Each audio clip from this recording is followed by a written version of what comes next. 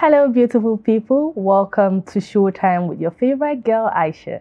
As you all know, in here is all about entertainment. And guess what? Today we'll be talking poetry.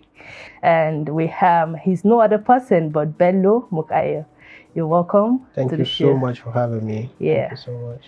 So, Bello, Yeah, how have it been being a poet? yeah, good. Alhamdulillah, it's been a long journey, but Alhamdulillah, so far so good. Yeah. Okay. So, when did you start poetry? Yeah, I think I started poetry 2014, Okay. but officially I started trying to become a poet, or I took a career path sort of, I think 2017, ending 2017.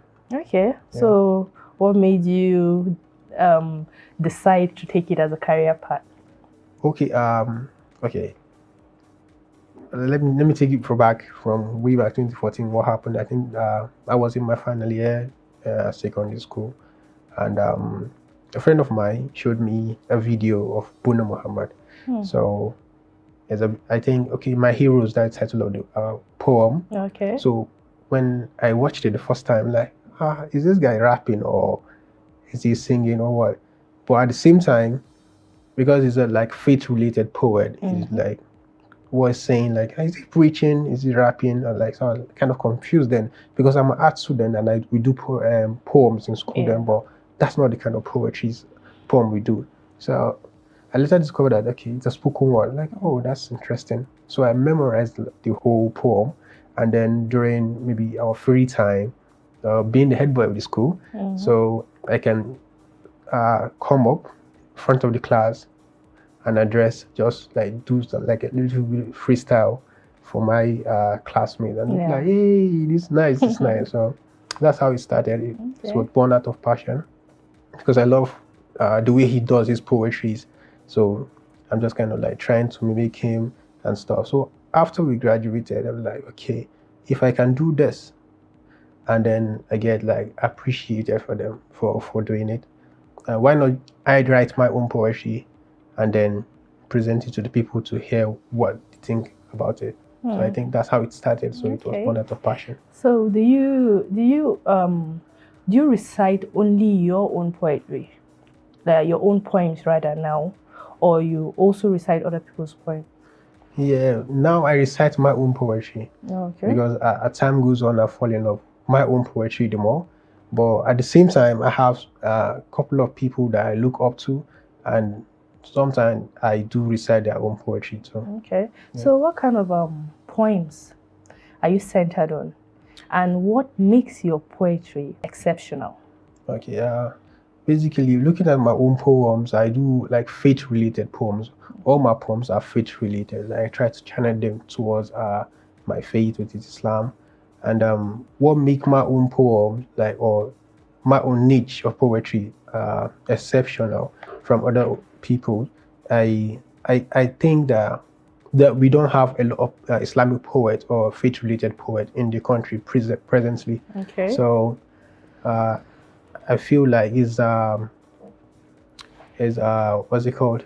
It's exception, because a lot of people, you see them doing poetry about love, about maybe social economy, about politics, which is good, but you hardly see people doing poetry which is faith related.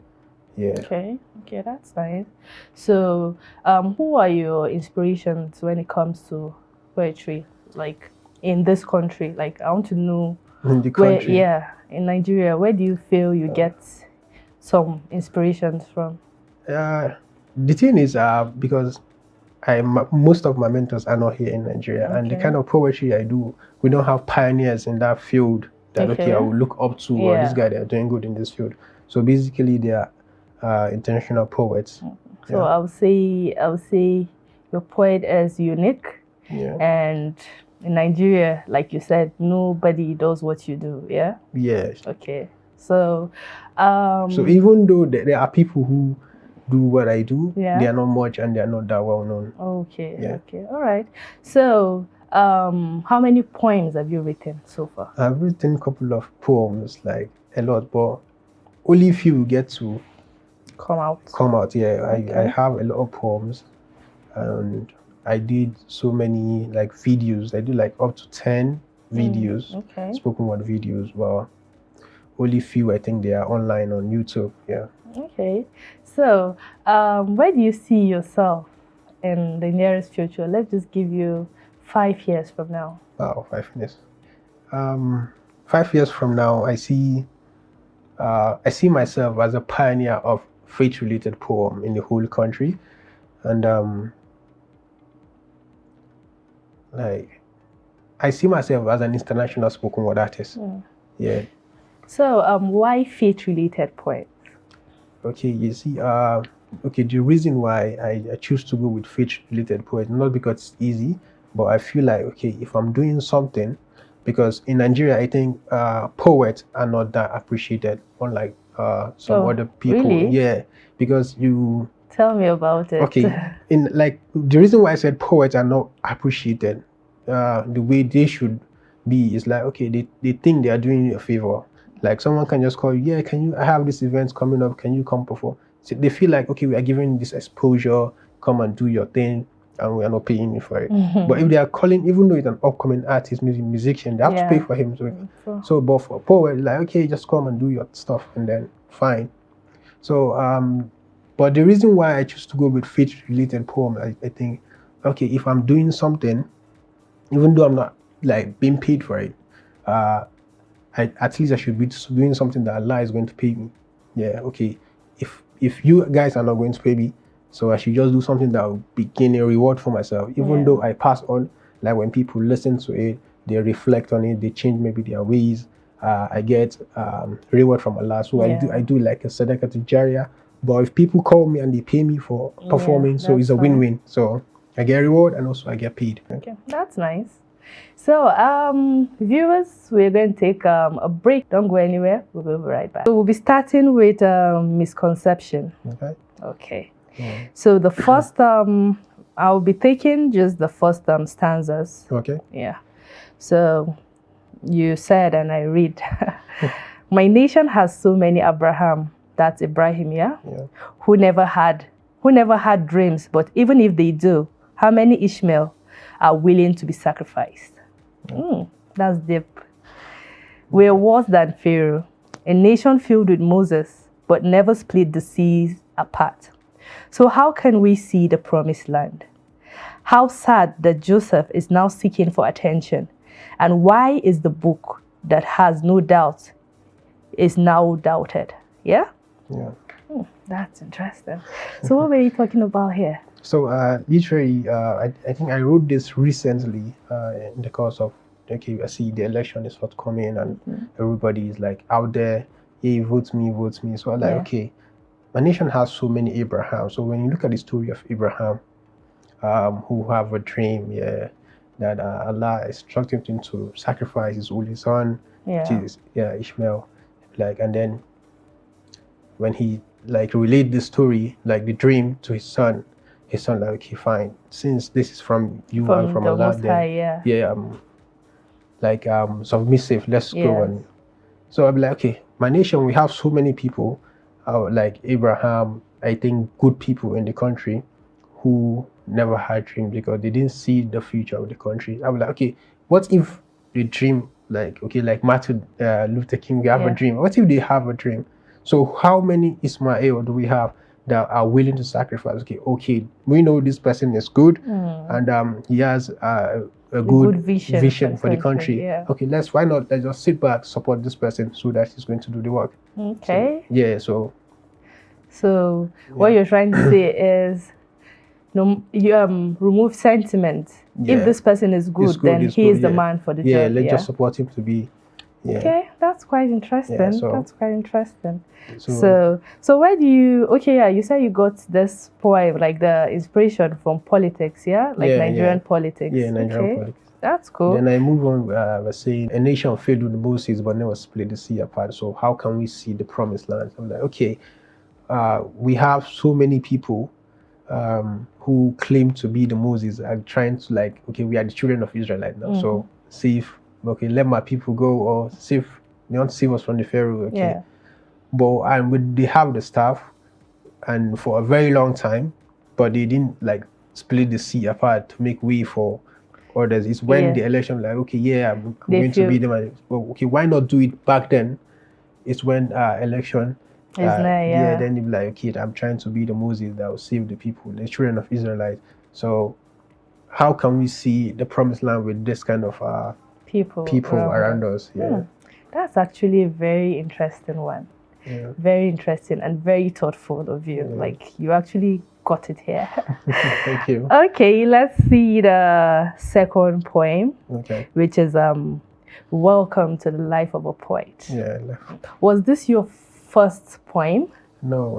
Okay. I think my first poem is titled Sincerity. And because Welcome to the Life of a Poet, it's as if you want to show us what it's like being in you, being the poet. Yeah, there's a story behind life of a poet. All right, guys, we'll be going for a short break now, and when we return, we'll continue with Welcome to the Life of a Poet. We get to know the story behind it and also what inspired him to write this particular poem. Don't go anywhere. We will be right back. Welcome back. Hope you enjoyed that particular poem there. So we are now back to the studio to analyze this poem. Bello? Yeah. The title of this poem is Welcome to the Life of a Poet. Yeah, Life of a Poet. Okay. So, like the normal way, first stanza. Yeah. Okay. So, the first sentence here is off screen and stage, no mic, no paper, no pen. BTS.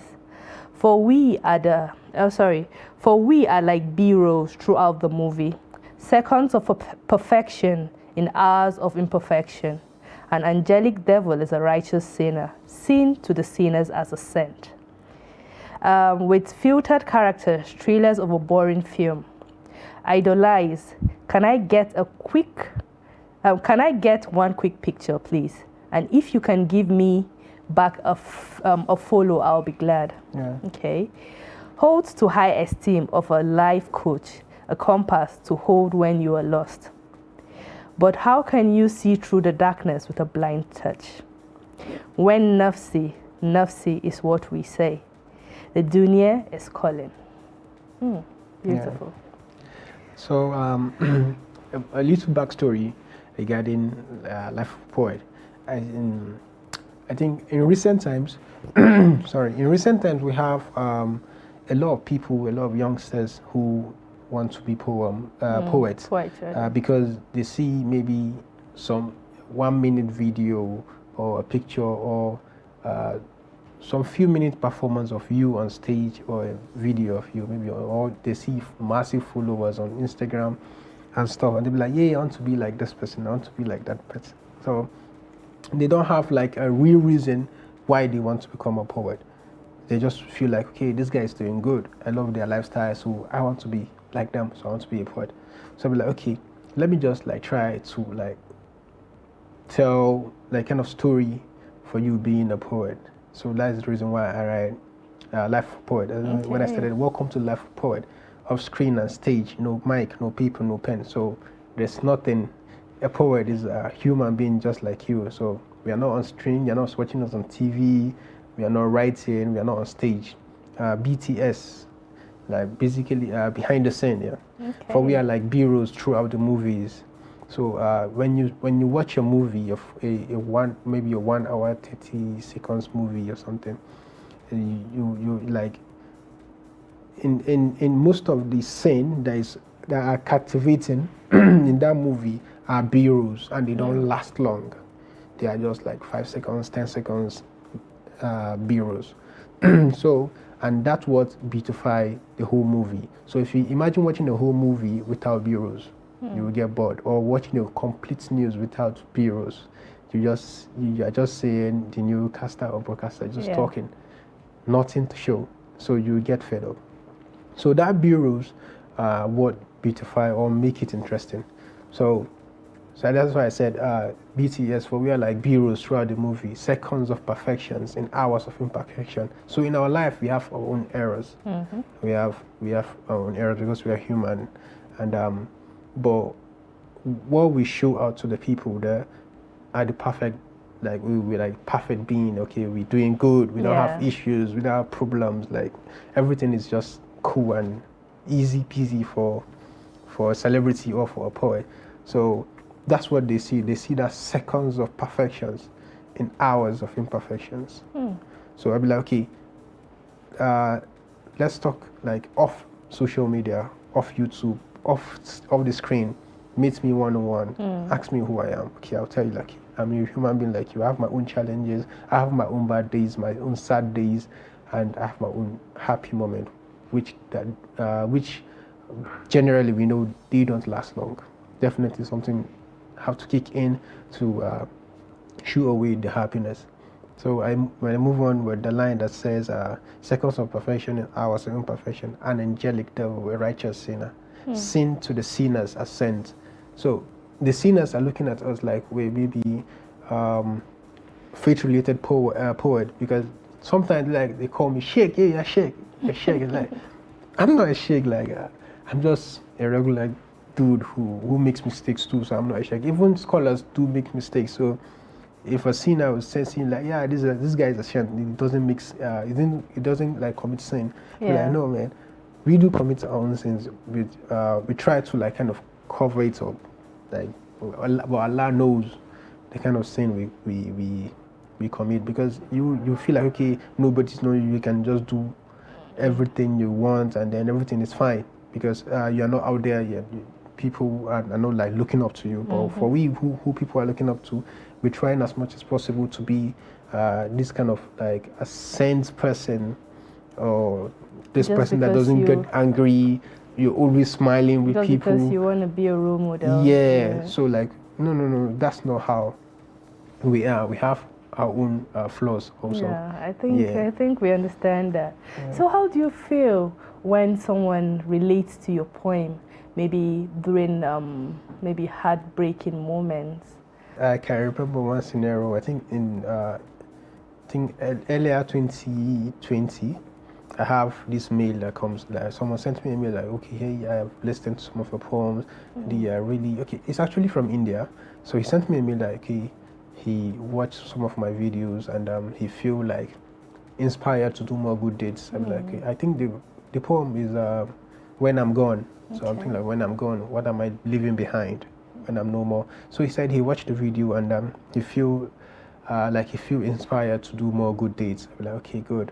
So in my own aspect, I feel like, okay, this is my own little part of doing da'wah to the people, like trying to call people back to Allah and to the street path. Even though I know I'm not a scholar, I'm not perfect, but at least this is my own contribution I can make. So I feel glad and I pray Allah accept it from me. I mean, that's beautiful. So I've been, viewers, I've actually been reading his poems, and I'm sure it wasn't interesting. It wasn't interesting at all. It's easy. Because I was just reading.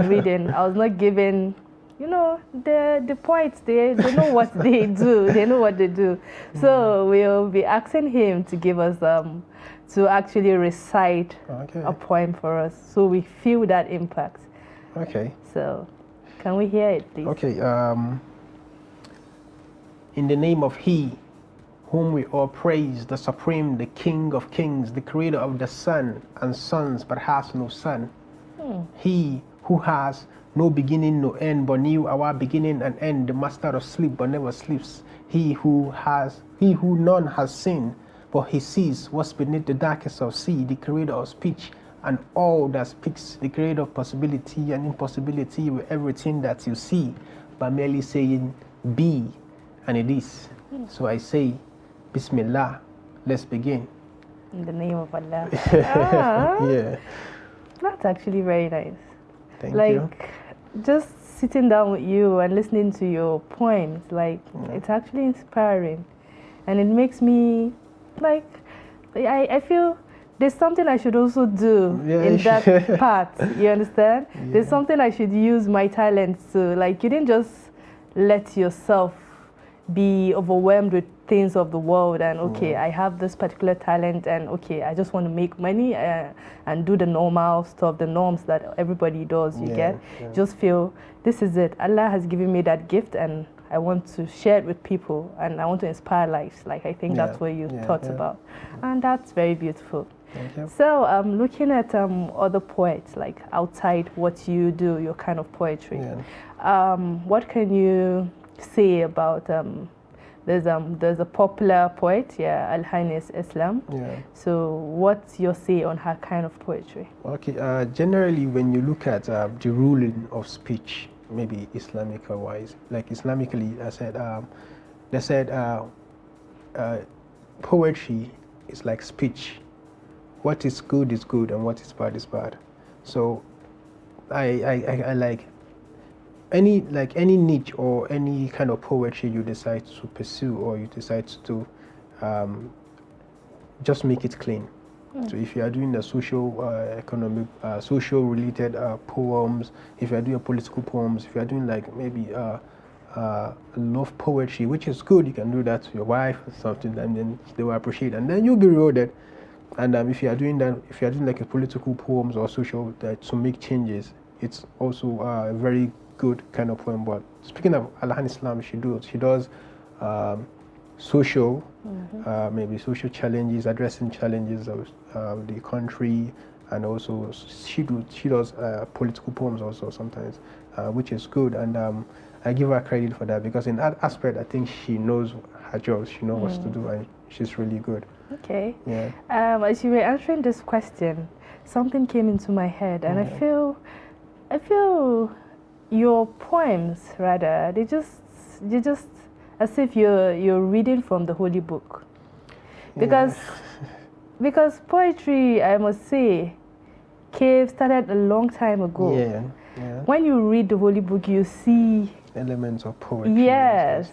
So I feel you find it easy. Yeah, the thing is,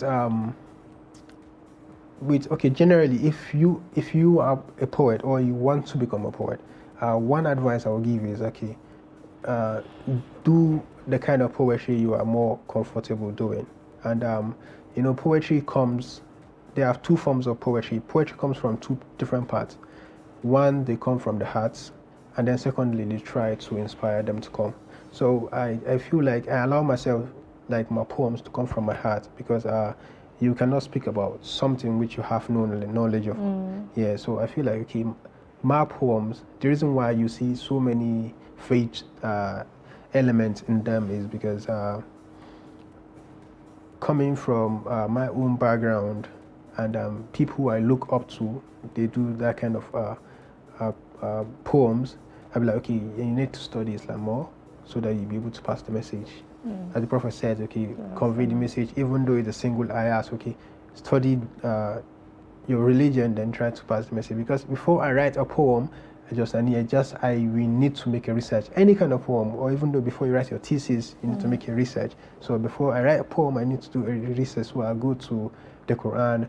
I want to talk about these particular issues. What does the Quran says about it? What are the hadiths, some of the ayat, some of the white sayings of the companions? And so when I gathered all those information, then I pull out poetry in it. It's really been a beautiful conversation with you, Bello. I hope to see more of you on our big screens. Inshallah. Inshallah, we hope to see more of you. So this is all we can take today. And viewers, this is all we can take today, and hope you enjoyed Bello's poems. And like I said, we hope to see him more on our screens very soon. Very soon, inshallah. Thank you so much for having me. All right, thank you. With this, we've come to the end of today's episode. Join us same time next week for a more interesting episode. Until then, it's bye from me and Bello.